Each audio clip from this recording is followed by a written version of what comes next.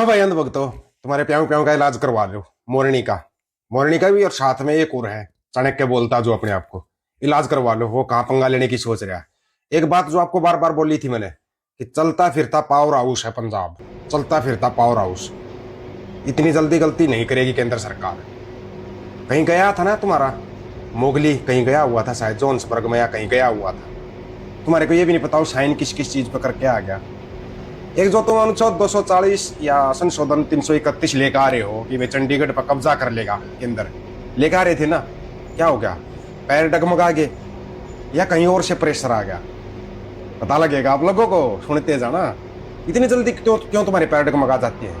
पहले तुम जो पंजाब यूनिवर्सिटी में कर रहे हो उसको भूल जाओ। तुम पंजाब यूनिवर्सिटी में तो चल रहा था, चलता चलता वो पहुंच गया अनुच्छेद 331 की तरफ, या जो तुम लेकर आ रहे 240 संशोधन जो लेकर आ रहे थे उस पर चले आ गया।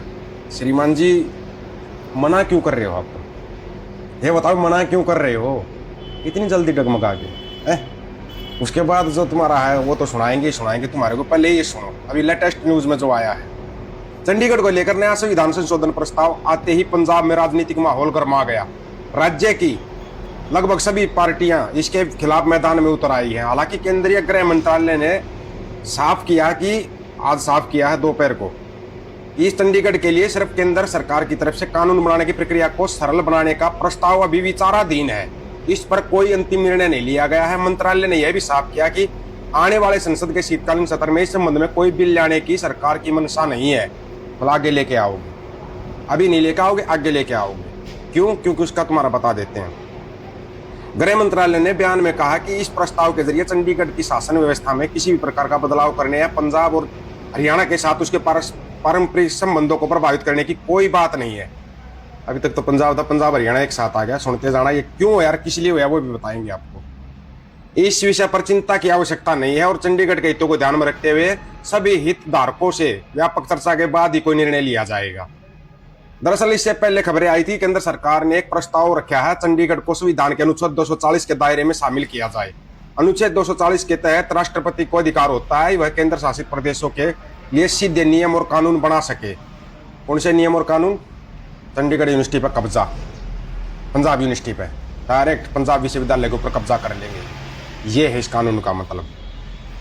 आरोप यह भी है कि लोकसभा और राज्यसभा के बुलेटिन में बताया गया सरकार संसद के आगामी शीतकालीन सत्र 1 दिसंबर से शुरू हो में संविधान 131वां संशोधन विधेयक 2025 पेश कर सकती है। कहा गया कि अगर ये बिल अपने मौजूदा रूप में पास होता है तो संभावना है कि चंडीगढ़ के लिए एक स्वतंत्र प्रशासन नियुक्त किया जा सकेगा, जैसा कि पहले वह स्वतंत्र मुख्य सचिव हुआ करते थे। प्रस्तावित बिल पर बवाल इसलिए क्योंकि यह बदलाव चंडीगढ़ की प्रशासनिक पहचान को पूरी तरह बदल देगा। समझ गए? प्रशासनिक पहचान को।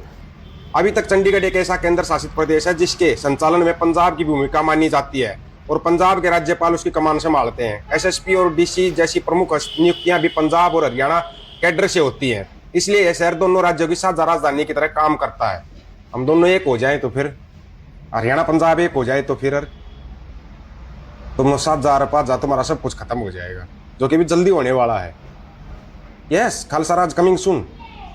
आज जो वोटिंग है ना, भूले तो नहीं ना, आज जो वोटिंग है वहां पर हम प्रेजेंट रहेंगे लाइव के जरिए वहां पर प्रेजेंट रहेंगे वोटिंग में। और वहां से वीडियो भी आएंगे, अपने जो साथियों वीडियो बनाकर भी भेज देंगे, आपको दिखाएंगे, एक एक चीज दिखाएंगे आपको। निश्चित रहना इस चीज से, तो निश्चिंत।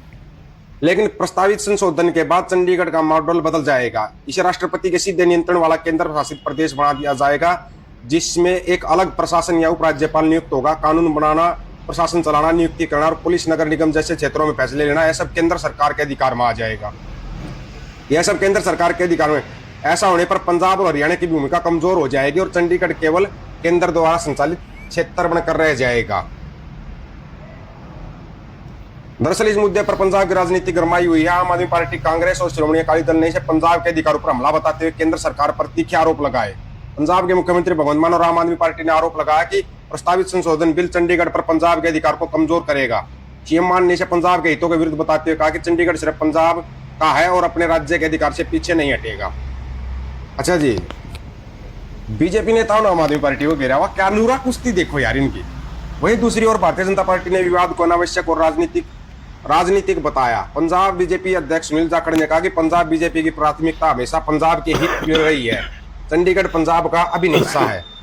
उन्होंने भरोसा दिलाया कि किसी भी भ्रम या मुद्दे को केंद्र सरकार के साथ बातचीत के जरिए स्पष्ट किया जाएगा।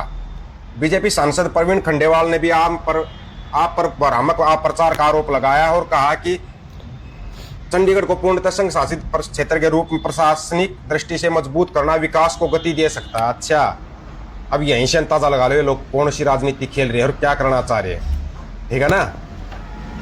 अगर आप सोच रहे हो कि इस बात में चलो भाई यह सरकार पीछे हटेगी, अब ये सरकार कुछ नहीं करेगी, ये आपकी बहुत बड़ी गलतफहमी होगी। इससे बड़ी गलतफहमी आप कभी भी नहीं पाल पाओगे, ये देख लेना।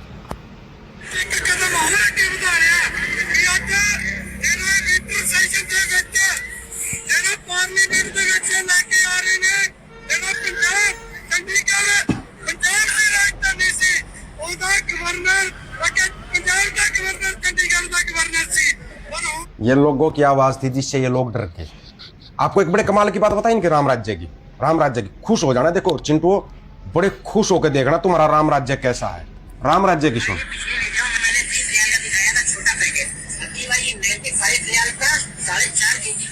कंपनी ने सऊदी अरब में एक्सपोर्ट किया है। उत्तर प्रदेश से आया हुआ है फतेहाबाद रोड। जल्ला दिखाओ, ये देख सकते हैं साफ साफ लिखा है उत्तर प्रदेश आगरा। ठीक है भाई, ये उत्तर प्रदेश से आया हुआ गोश्त है, यहाँ पे बिक रहा है। ये 22 रुपए किलो बिक रहा है। 4.5 किलो का ये है, ये 95 रियाल का है। पिछली बार छोटा दिखाया था। सऊदी अरब में उत्तर प्रदेश के आगरा से बीफ जाता है, गाय का मीट बोलते हैं जिसको। एक टकला सा हमेशा भाषण देता रहता है, गाय हमारी माता है। अपनी माँ के मीट को बेचते हो तुम, बेशर्मो, लीचड़ो। इससे बड़ा लीचड़पना और क्या होगा जो अपनी माँ के मीट को काट के बेच रहा है। इससे बड़ी बेशर्मी की हद आप कहीं पे देख सकते हो। चिल्ला चिल्ला के करता रहता है, झटका फलाना ढिमकाना है, हलाल झटका ये वो फलान ढिमकाना। वो आते हैं गोबर मूत्र खाने पीने वाले। अबे करो ना, योगी से सवाल करो। आगरा से बीफ जाता है, भर भर के ट्रक भर भर के जाता है। कहाँ पे? सऊदी अरब में। अमीर मुसलमान दिख जाए टांगे चौड़ी कर जाते 377 वाले टेम्पू। और आपको एक चीज़ बताई थी मैंने, इससे सवाल करना भाई, मोहन भागवत साहब से सवाल करो। खास करके ना ये ब्राह्मण सवाल करना मोहन भागवत से। मोहन भागवत ने ये बोलिया है या नहीं बोलिया। समलैंगिकता ब्राह्मणों की प्राचीन वैदिक परंपरा है।